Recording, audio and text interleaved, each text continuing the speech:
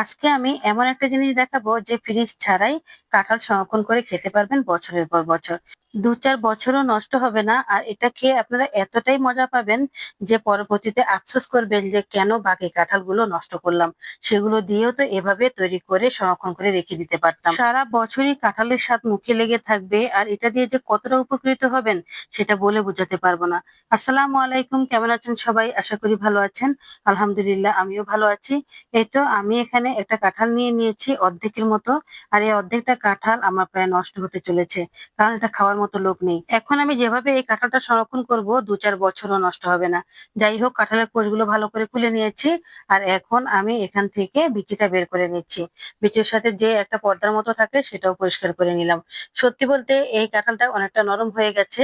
আর নরম কাঁঠালগুলোই কিন্তু এভাবে সংরক্ষণ করা যায়। আগেই বলে দিচ্ছি, পুরো ভিডিওটা না দেখলে কিন্তু মিস করবেন, কারণ এটা খুব সহজ একটা পদ্ধতি। বাসায় যখন অনেকগুলো কাঁঠাল হয়ে যায়, খাওয়ার মতো লোক থাকে না, তখন অবশ্যই এই কাঁঠালগুলো ফেলে দিবেন না। তখন এই আমি আজকে যে জিনিসটা তৈরি করছি, তখন এই জিনিসটা তৈরি করে রাখবেন। দেখবেন অনেক ভালো থাকবে, একদম ২-৪ বছরও নষ্ট হবে না। আর ফ্রিজ ছাড়াই কিন্তু এটা সংরক্ষণ করতে পারবেন। তো যাই হোক, সবগুলো বিচি এখন খোলা হয়ে গেছে। এবার আমি দিয়ে দিচ্ছি এখানে চুন। এটা কিন্তু খাবারের চুন, আমরা যে চুনটা পানের সাথে খাই ওই চুন। আমি এখানে কাঁঠালের পরিমাণ অনুযায়ী চুন দিয়ে দিলাম।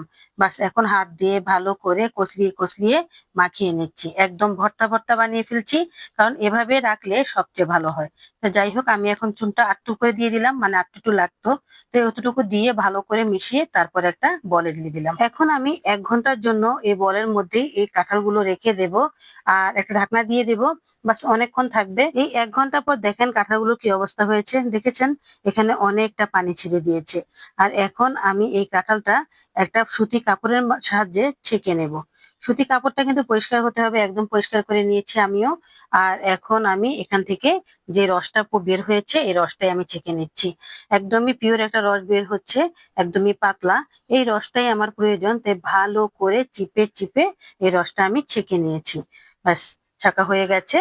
এবার দেখেন কেমন হয়েছে, এই তো কাঁঠালগুলো। এবার কিন্তু মূল ভিডিওতে চলে এসেছি, কিভাবে সংরক্ষণ করব সেটা কিন্তু এখন দেখাচ্ছি। একদম স্কিপ করবেন না, তাহলে কিন্তু গোপন জিনিসটা জানতে পারবেন না। এই তো আমি যে রসটা বের করে নিয়েছি, এটা এখন একটা ফ্রাই প্যানে দিয়ে দিলাম। দিয়ে আস্তে আস্তে লাড়তে শুরু করলাম। চুলার আঁচটা অলরেডি মানে বাড়িয়ে দিয়েছি। আর এই লাড়তে লাড়তে যখন এই যে এইভাবে বলক আসছিল আর ফেনা উঠছিল, আর এই ফেনাগুলো কিন্তু ফেলে দিতে হবে। এটা হচ্ছে আমি যে প্রথমে চুন দিয়েছিলাম ওই চুনটা। এই চুনটাই এখন ভেসে উঠছে, আর এটাই এখন আমি ফেলে দিচ্ছি। তো যাই হোক, সবগুলো ফেনা আমি এভাবে পরিষ্কার করে নিচ্ছি। আর এদিকে আস্তে আস্তে বলকও হচ্ছে। বলক হতে হতে ফেনাগুলো যখন পুরোপুরি ভাবে পরিষ্কার হয়ে গেছে, আর তখন এই তো লাল বর্ণ চলে এসেছে। দেখেছেন কত সুন্দর একটা কালার এসেছে? আমি কিন্তু এখানে কোনো রকম কিছুই ব্যবহার করিনি, শুধু লেড়েছি এতটুকুই। এই তো লাড়তে লাড়তে এখন গুড় তৈরি হয়ে গেছে। দেখেন কি সুন্দর কাঁঠালের গুড়, দেখেছেন? অবাক হয়ে যাবেন, এই জিনিসটা আসলে অসাধারণ।